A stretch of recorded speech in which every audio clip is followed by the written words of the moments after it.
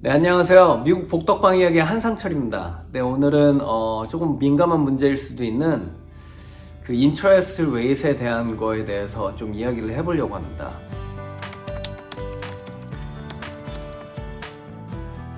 지난주쯤에 이 리얼터닷컴에서 기사가 하나가 나왔는데 왜 이 현재 부동산 시장이 이렇게 꽉 정체가 되어 있느냐, 그거에 대한 분석이었어요.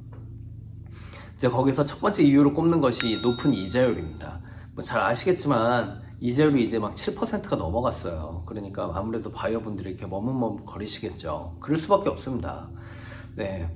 그런데 이렇게 바이어들이 머뭇거리는 사이에 집값은 계속 올라가고 뭐 이자율도 계속 올라가고 해서 2021년도에 10% 다운을 해서 집을 사는 경우랑 현재 똑같은 집을 10%를 다운을 한 다음에 사게 될 경우에 월 납부액이 2배가 차이 난다고 그 기사에 나와 있습니다. 즉 2021년도에는 거들떠 보지도 않던 집을 살 수밖에 없게 된 거예요. 지금 만약에 사게 된다면 똑같은 버젯으로. 그만큼 집값도 빨리 올라가고 이자율도 더 올라간 겁니다. 이 부분에 대해서 제가 살짝 번외로 말씀드리자면, 이건 제가 제 고객분들한테도 많이 말씀드리고 블로그에도 쓰고 그랬었는데, 이자율 뭐 떨어질 때 기다리려고 집을 안 살래요 막 이렇게 말씀하신 분들 계세요. 작년에도 그렇고. 그런데 문제는 뭐냐면 지금 지난 30년 동안 그 모게지 이자 평균이 8%가 넘습니다.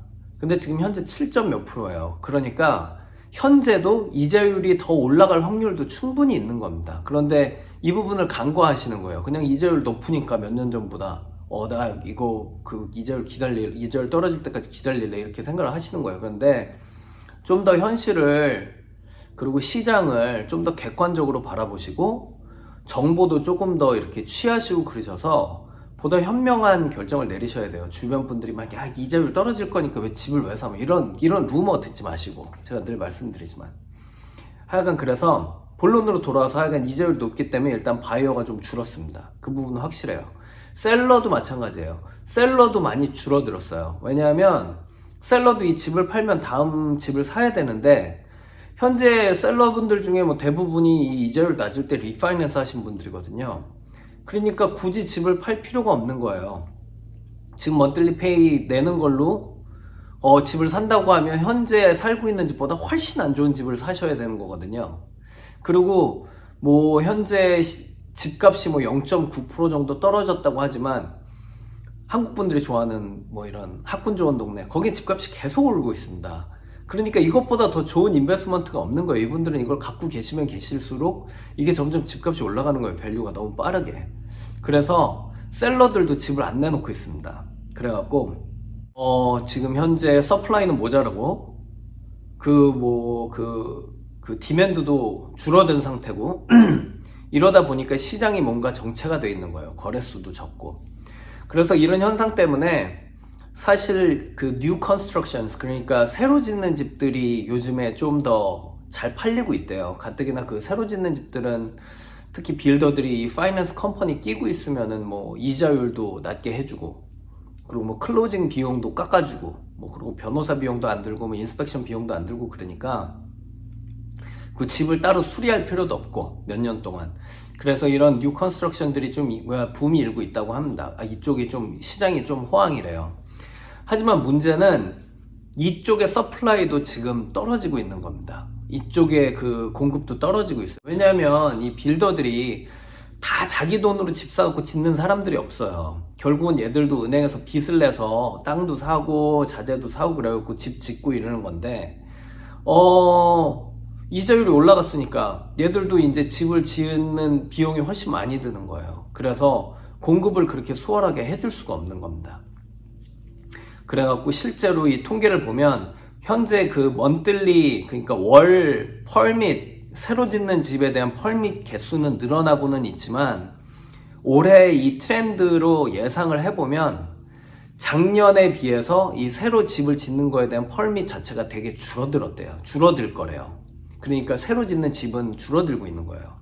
그 와중에 이제 제가 늘 강조 드리는 거지만, 그리고 이 리얼터닷컴 기사에도 나온 거지만, 수요는 늘어날 수밖에 없습니다.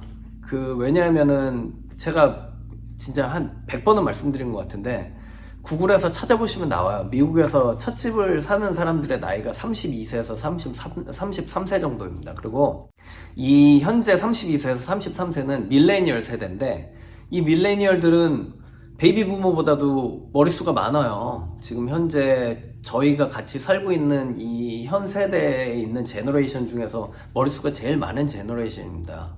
근데 얘들이 지금 작년이랑 재작년 비교해서 작년이 시장 자체가 한 9% 정도가 줄어들었고 올해는 작년이랑 비교해서 약 14%가 줄어들 거라 그러는데 그러면 이 32세, 33세 애들 중에 집을 샀어야 되는 애들도 그 퍼센티지만큼은 집을 못 샀다고 볼 수가 있거든요. 결국은 얘들이 시장에 또 밀려 나올 겁니다.